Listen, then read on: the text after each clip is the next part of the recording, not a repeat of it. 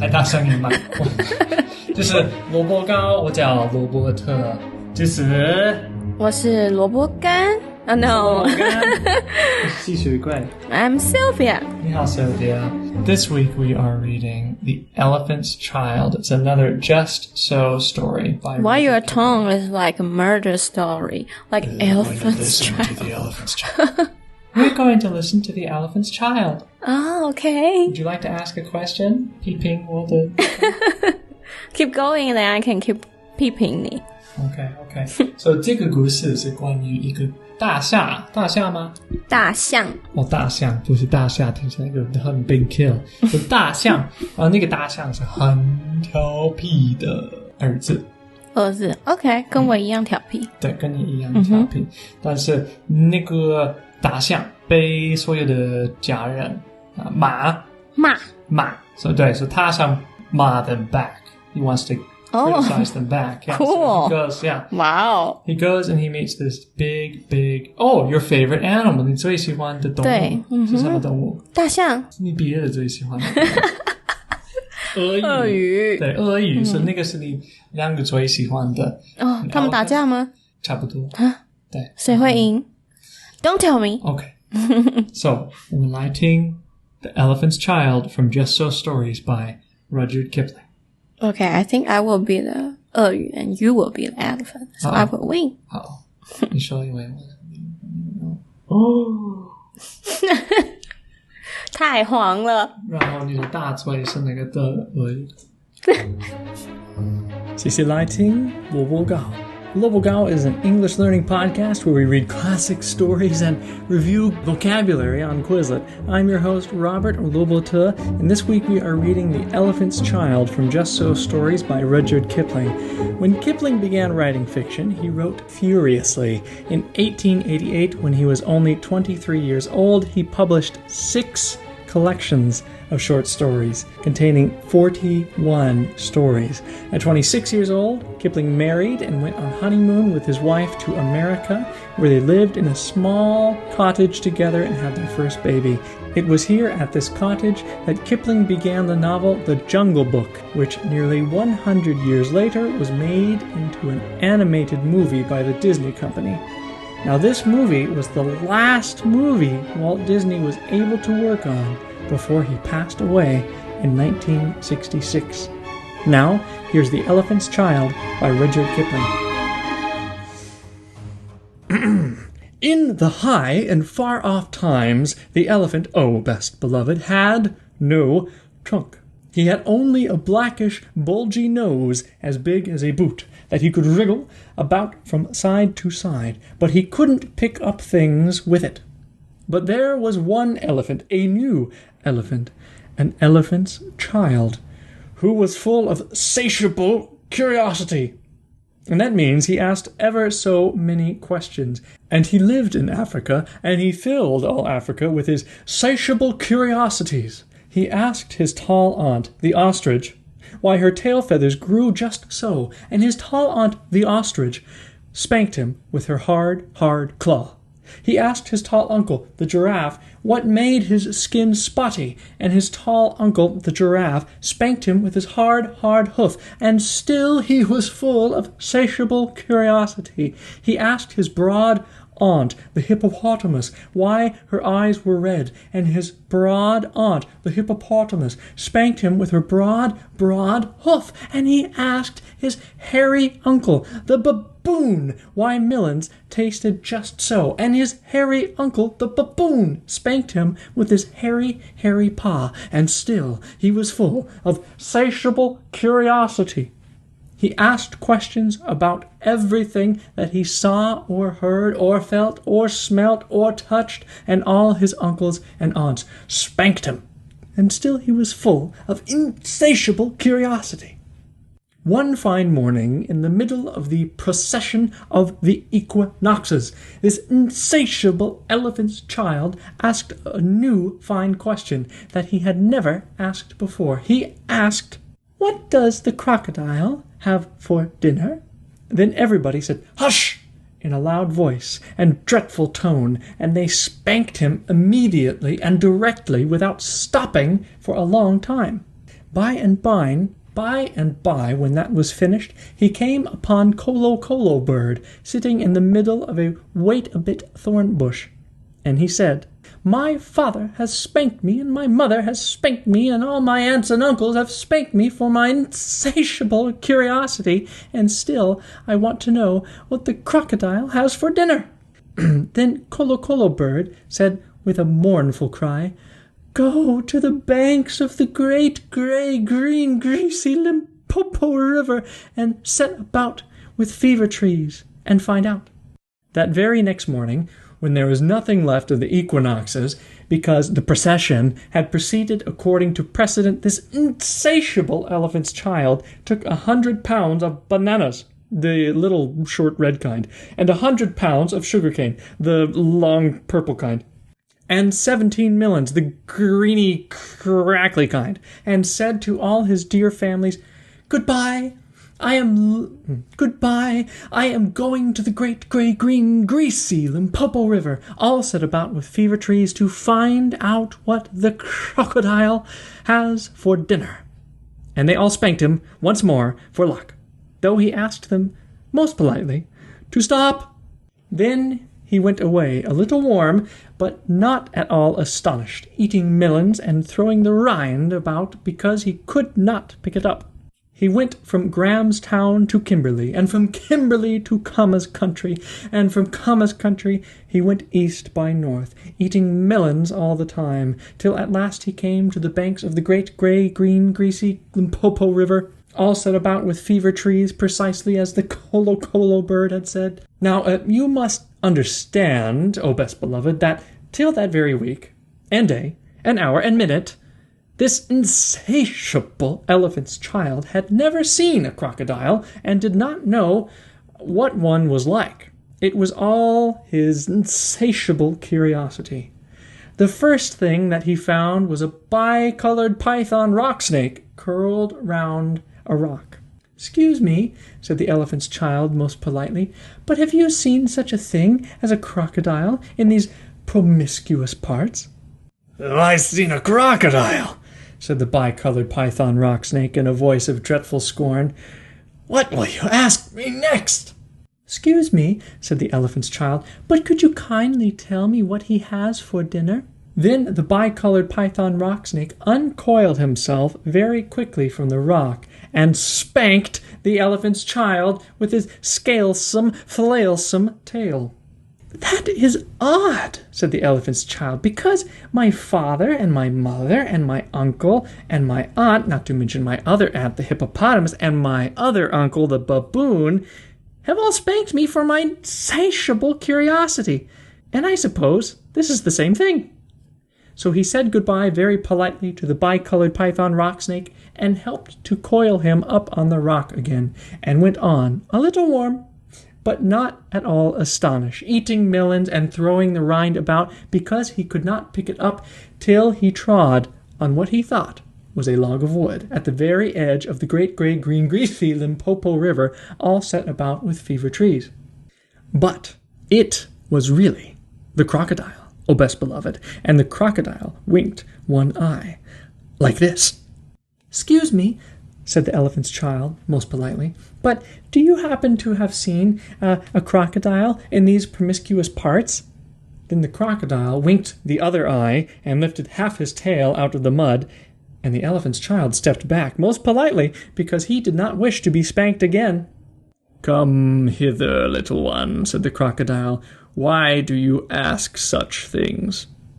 "Excuse me," said the elephant's child most politely, "but my father has spanked me, my mother has spanked me, not to mention my tall aunt the ostrich and my tall uncle the giraffe, who can ever kick so ever hard, as well as my broad aunt the hippopotamus and my hairy uncle the baboon, and including the bicolored python rock snake with scales and flails of tail just up the bank, who spanks harder than any of them. And so, if it's quite all the same to you, I don't want to be spanked any more." "Come hither, little one," said the crocodile, "for I am the crocodile." And he wept crocodile tears to show it was quite true.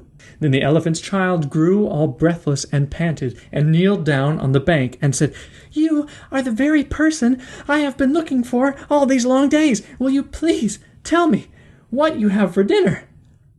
"Come hither, little one," said the crocodile, "and I'll whisper." Then the elephant's child put his head down close to the crocodile's musky, tusky mouth, and the crocodile caught him by his little nose, which up to that very week, day, hour, and minute had been no bigger than a boot, though much more useful.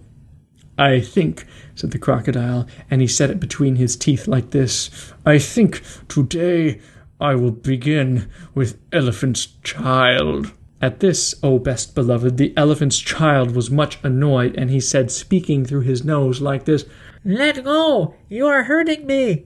Then the bicolored python rock snake scuffled down from the bank and said, "My young friend, if you do not now, immediately and instantly, pull as hard as ever you can, it is my opinion that your acquaintance in the large pattern leather ulster," and by this he meant the crocodile, "will jerk you into yonder limpid stream before you can say Jack Robinson." This is the way bicolored python rock snake always talks. Then the elephant's child sat back on his little haunches and pulled and pulled and pulled, and his nose began to stretch. And the crocodile floundered into the water, making it all creamy with great sweeps of his tail, and he pulled and pulled and pulled, and the elephant's child's nose kept on stretching, and the elephant's child spread all his little 4 legs and pulled and pulled and pulled, and his nose kept on stretching.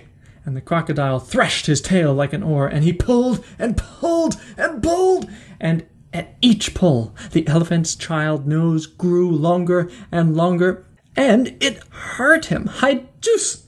Then the elephant's child felt his legs slipping, and he said through his nose, which was now nearly 5 feet long, "This is too much for me."